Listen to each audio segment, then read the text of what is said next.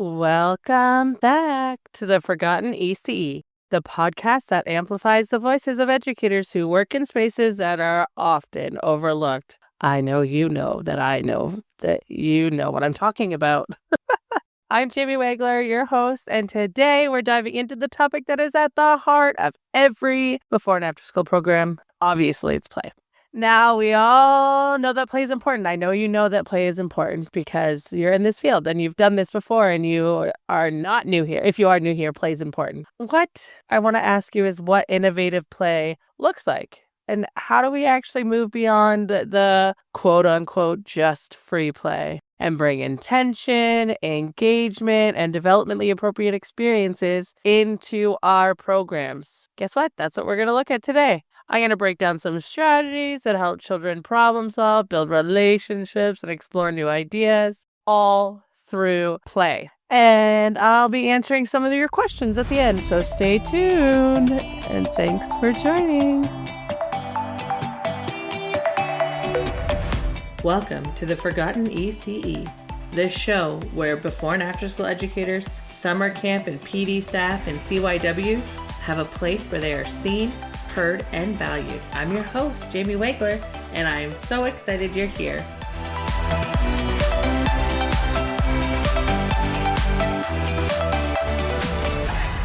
All right, let's start with a big question. Is free play enough? Free play is obviously crucial. You and I know that. It gives children autonomy, fosters creativity, and allows children to decompress after a structured school day. Oh my gosh, can you imagine sitting at that desk for 8 hours? I can't. I cannot. I sit at a desk now and I have to get up constantly. Sometimes in before and after school programs, we rely on free play without putting thought or offering enough opportunities for a deeper engagement. So I thought we'd start this episode off with the difference between free play and purposeful play. So let's go back to the basics. Free play is child-led, it's spontaneous, and unstructured. Purposeful play is still child-centered, but guided by an educator's understanding of child development. So it's introducing materials or environments or prompts that enhance learning while keeping the play child-driven. So kind of break it down a little bit. For example, instead of just offering a pile of blocks and saying, go build something, you might say, can you create a bridge that holds this toy car? Or how tall can you make that tower before it falls? This small shift invites problem solving and experimentation without actually taking away the joy of play. And that's the last thing we want to do is take away that joy. The key is offering these meaningful invitations without over-directing. Children still have ownership of their play, but you're giving them a spark to explore it a little bit deeper. I would love to hear what you think about this. So always feel free to send me a message or hit me up on Instagram or comment on Spotify. Can you comment on Spotify? I feel like you can. If not, Instagram's your safest choice. Okay, back to it. Sorry.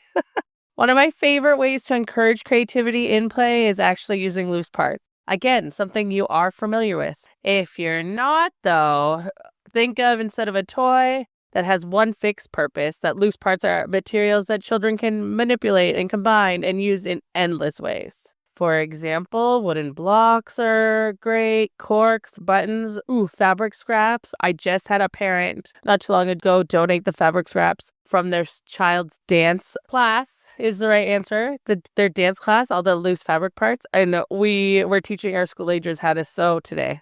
PVC pipes, cardboard tubes, and recycled materials are good examples. Shells and stones and sticks and even pine cones. What's amazing is that loose parts naturally encourage collaboration and engineering and storytelling.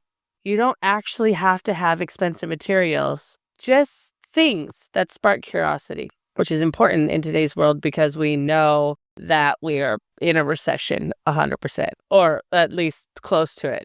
Okay, my next favorite thing I wanted to talk about was risky play. This term sometimes makes people nervous because everyone has their own comfort level when it comes to risky play. But it's not about danger. It's actually about helping kids push their limits in a safe and supportive way. Think about it in a way like this. Children need to climb and jump and experiment with balance to develop coordination and confidence. But in many programs, we're seeing a decline in these opportunities due to safety concerns and the fear that their parents are going to get mad or our administration's not going to back us up. But I want you to start supporting risky play and ensure safety. So for starters, offer challenges. Instead of just a flat playground, add some logs or tires. I love tires in the playground. Or balance beams to invite movement. Encouraging problem solving is another thing you can do.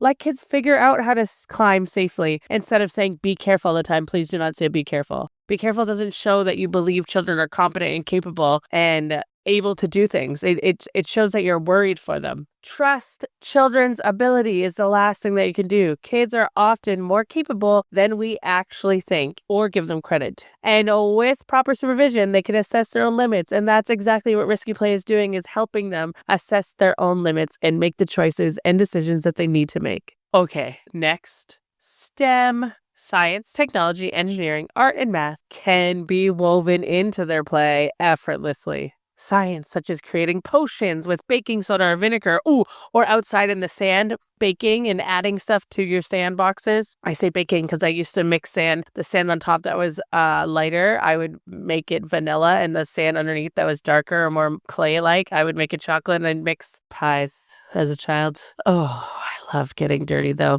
All right, technology, like, introducing old keyboards or circuit boards into your dramatic play area. Let children explore with them. Typewriters are amazing. Art, offer unconventional materials like foil or sand or fabric. It doesn't always have to be markers. And then math. Turn everyday activities into playful math challenges like measuring ingredients in a mud kitchen, adding those measuring tapes, adding stuff into the water table, and let your school agers play with water. Do they even have a water table? Get a water table or some sort of bucket that they can play and explore in water. It doesn't need to be separate activities, though. They can naturally be integrated into how children explore and interact with their environment. And if you take away anything from today, please, please, please, please understand that using play can build social emotional skills such as role playing, problem solving, and conflict resolution. One technique I actually love is the role play problem solving. So like if a conflict arises, instead of just using use your words or say, what do you say? I actually want you to help the children act out solution using toys or puppets or even themselves. Let them see it firsthand. For example, if two children are arguing over a toy, you can say, let's pretend we're characters in a story. How can we solve this problem? It gives children a safe place to practice emotions, negotiation, and empathy. Okay, so I actually got a couple questions when I was talking about this topic the last time. The first question was, how do I introduce loose parts play when kids are used to structured activities?